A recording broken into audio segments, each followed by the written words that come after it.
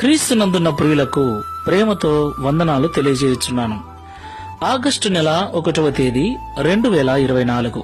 ఈరోజు దావీదు గారి ద్వారా దేవుడు మనకు చేస్తున్న వాగ్దానం ఏమిటనగా, కీర్తనల గ్రంథము 94వ కీర్తన 14వ చరణం. యెహోవా తన ప్రజలను ఎడబాయువాడు కాడు, తన స్వాస్థ్యమును విడనాడువాడు కాడు. ఆమేన్. నా ప్రియమైన సహోదరి సహోదరులారా, స్వాస్థ్యము అనగా వారసత్వము అని అర్థం.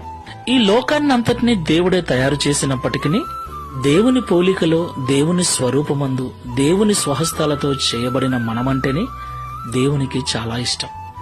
అయితే ఈ లోకంలో జీవిస్తున్న మనము ఆయా సందర్భాలలో మనకు వచ్చిన కష్టాన్ని బట్టి, శ్రమను బట్టి, నిందలను బట్టి, అవమానాలను బట్టి, జరుగుతున్న విపరీతమైన సంఘటనలను బట్టి దేవుడు నన్ను విడిచిపెట్టాడేమోనని పొరపాటుగా అనుకుంటూ ఉంటాం.